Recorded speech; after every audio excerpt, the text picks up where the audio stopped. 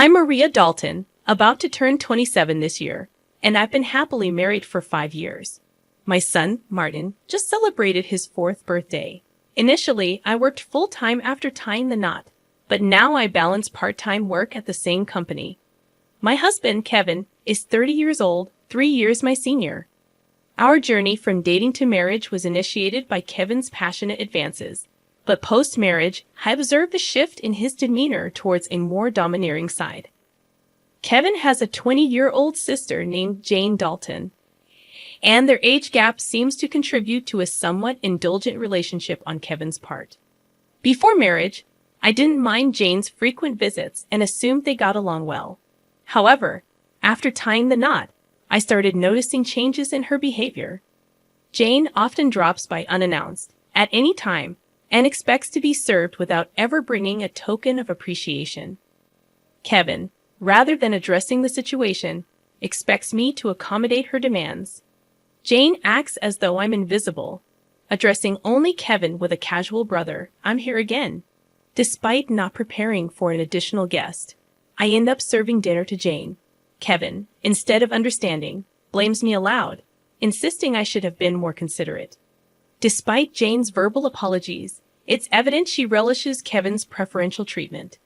Left with leftovers, I prepare my own meal while Kevin and Jane continue their chat on the sofa, leaving the dining table messy. They never acknowledge Martin or me, treating us more like hired help than family. One evening, as I'm about to take a bath with Martin, Kevin interrupts, loudly instructing me to buy a cake for Jane. Despite it being late, Jane insists on having it immediately. Kevin blames me for delaying, and, feeling compelled, I reluctantly head to the cake shop with Martin in tow. Overhearing their conversation, I learn they're criticizing me for being inconsiderate and questioning the decision to marry me. Meanwhile, Martin, though unable to grasp the words, senses tension in our relationship. Suppressing my emotions, I ask him about his cake preference, and he cheerfully requests one with lots of fruits. Our trip to the cake shop was filled with discussions about cakes, momentarily pushing aside Kevin's earlier words. Martin and I arrived just before closing time, fortunately finding the cake Jane desired. We purchased 2 cakes, including the fruit-loaded one Martin wanted. Back home, I served the cakes to Jane and Kevin, then prepared Martin's cake and headed to the dining room. The moment I placed it in front of Martin, Jane pointed and expressed her desire for that cake. Before I could react, Kevin moved Martin's chosen cake in front of Jane, disregarding Martin's protests. Kevin justified his action, claiming he bought the cake with his earnings and had the right to choose for Martin. Unable to contain my emotions any longer, I voiced my dissatisfaction. In response, Kevin threatened with divorce. Martin, who had stopped crying, anxiously held my hand and then, after some thought, said, "Mom, I'd also love cake with strawberries on it. Yes, it's really delicious." He mentioned this while eating a cake initially wanted by Jane. Feeling that Martin was enduring too much, I lifted his cake plate when I saw Jane reaching for it. I took Martin to the next room so he could enjoy his cake in peace. Kevin apologized to Jane, claiming he was sorry for being stingy. Despite wanting to retort, I held back for Martin's sake. Watching Martin innocently enjoy his cake was a heartwarming sight. After finishing the cake, we decided to have a late bath and sleep in Martin's bed. The next morning, I discovered Jane had already left. As I prepared breakfast, I heard Martin crying. Shockingly, his piggy bank, a gift from my father, was broken, and the saved money was gone. Martin, who always said goodnight to the piggy bank, was left heartbroken. When I questioned Kevin about it, he casually mentioned that Jane needed some money, so she took it from the piggy bank. Holding a crying and shaken Martin, I felt his pain so acutely that I cried with him. It was painful to witness Kevin prioritizing and caring for his sister more than our son. Expressing my anger and sadness, I confronted Kevin, breaking my usual silence on arguments in front of Martin. Kevin, without a word, went to the bedroom and returned with something shocking in hand: divorce papers. I discovered the hidden divorce papers that Kevin had tucked away somewhere I didn't know.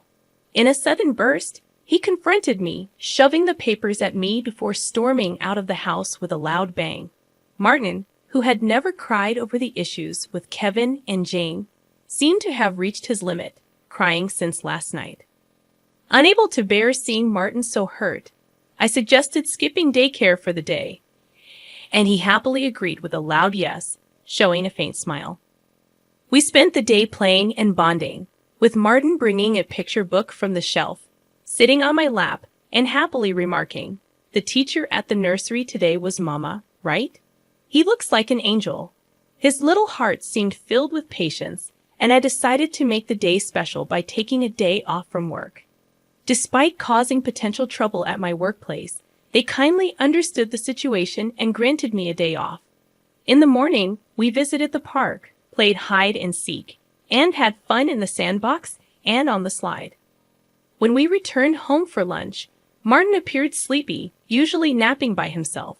But today he fell asleep on my lap like when he was a baby. Though I initially thought of doing household chores during his nap, I decided that today was special. Instead, I allowed myself to be healed by his peaceful sleeping face and gentle breathing. However, my serene moment was abruptly interrupted by a noise from the entrance, indicating the front door had opened.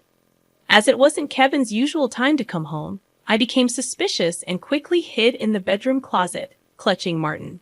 A voice echoed through the house, and to my surprise, it was Jane. Trembling with fear, I listened as she searched for something, expressing frustration over not finding it. Jane then made a phone call, mentioning Kevin and discussing their unsuccessful search. After hearing her lock the front door and leave, I put Martin to bed and contemplated the strange events. I couldn't comprehend why Jane had entered the house and what they were looking for. Suddenly, Kevin seemed like a stranger, and I felt a mix of disgust and fear towards him. Swiftly packing essentials for Martin and myself, we headed to the station and took a train to my parents' house. Fortunately, their home was nearby, just 2 stations away. Although I hadn't contacted them beforehand, my parents sensed something from my expression and welcomed us without asking questions. I shared the entire ordeal with them, including my fear of staying at our house due to Kevin and Jane's actions. Upon hearing my mother's suggestion that Jane might have been looking for my belongings, possibly cash cards, I recalled my past experience as a successful CEO in the handmade goods industry. I had entrusted the company to friends when I decided to prioritize raising my child after getting married. Although I still worked part-time and communicated with the company from home, Kevin was unaware that I was still the CEO. I discovered the hidden divorce papers that Kevin had tucked away, suspecting that he thought I had a decent amount of savings. While I've mentioned to him that I still received some assistance from the company, I've deliberately kept the details about being the CEO and my savings private. This secrecy stems from realizing early in our marriage that Kevin struggles with managing money and tends to spend everything he earns. Kevin, at first, provided only $200 a month for food expenses and even suggested I quit my job to become a full-time housewife. However, with the financial strain of raising Martin and only $200 for food, I never agreed to be a full-time housewife. Eventually, he reluctantly allowed me to work part-time, and to ensure I wouldn't consider divorce, he had me sign a post-marital property waiver through a lawyer. Since Martin's birth, I've used my savings for his nursery fees and clothes, as I've only received $200 for food. I've never asked Kevin for additional funds beyond the food budget, leading him to believe I have savings. Considering Jane's apparent need for money and Kevin's perception of my financial situation, they might be searching for my cash cards. I have a separate savings account dedicated to Martin, with a portion of my salary directly deposited into it each month. Despite their search, they won't find the cash cards, as I always carry my valuables. However, there's still an unsettling issue.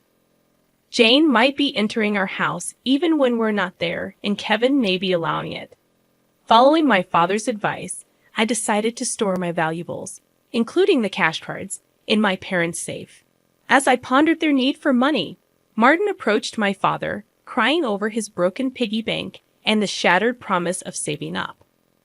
My father, angered by Martin's story, vowed to call Kevin. My mother suggested finding out their purpose calmly, as Kevin's mention of divorce might shift blame to us, making the divorce more favorable for him.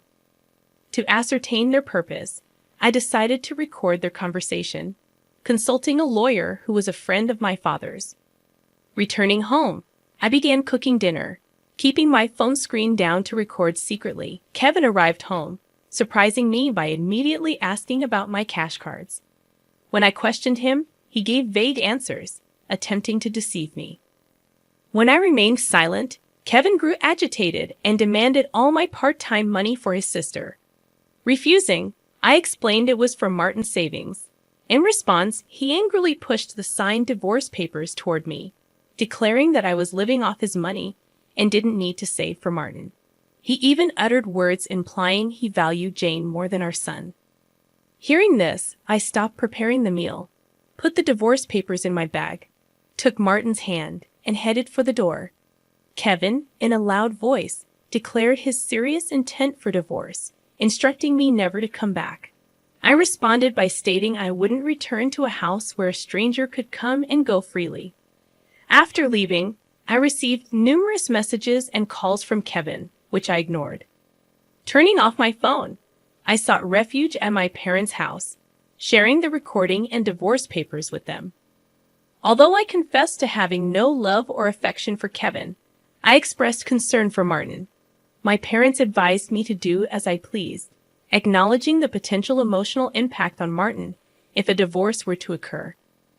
While grappling with the decision to divorce Kevin, Martin expressed his hunger. My mother, seeing my distress, kindly made him hamburgers, his favorite dish. Overwhelmed with emotions, tears welled up in my eyes as my mother told Martin with a warm smile that she prepared the hamburgers so that he and I could visit whenever we wanted. Taking a bite, Martin exclaimed with joy, praising Grandma's hamburgers and expressing a desire to eat them every day.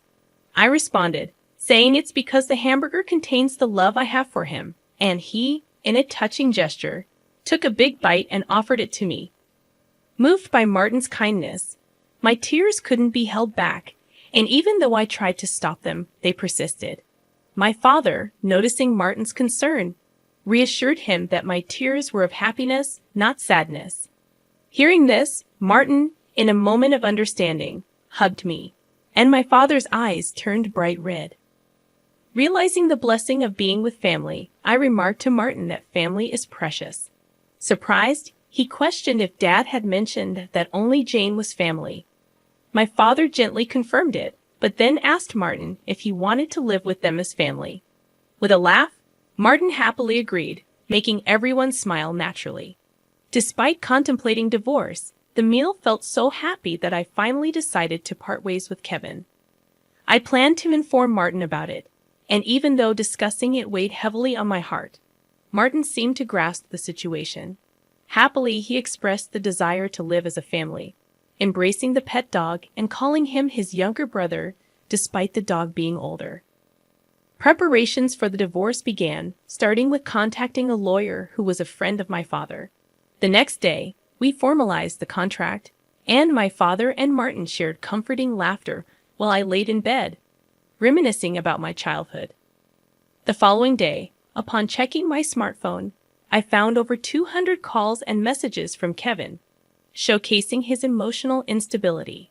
Exhausted, I turned off my phone, and with the lawyer's assistance, we explained the situation to my parents. Jane had accumulated significant debt from a casino and shopping addiction, and Kevin acted as her guarantor, planning to use my savings. The lawyer confirmed that the divorce papers had already been submitted, and Kevin sobbed upon realizing it was finalized. Despite expecting disagreements about child support, he signed a pledge to pay $340 to Martin every month. In a subsequent call from Kevin, his tone lacked aggression, and he calmly admitted to financial manipulation and explained his complex feelings toward Jane. I firmly asserted my decision not to reconsider and heard his faint sobbing before he wished me happiness and hung up. Remaining strong until the end, I discussed future plans with my parents and decided to stay with them until Martin grows up. I resumed my role as a company president and later learned that Kevin and Jane had informed their parents about the divorce and debt, resulting in disownement. Today, I find happiness being with my family.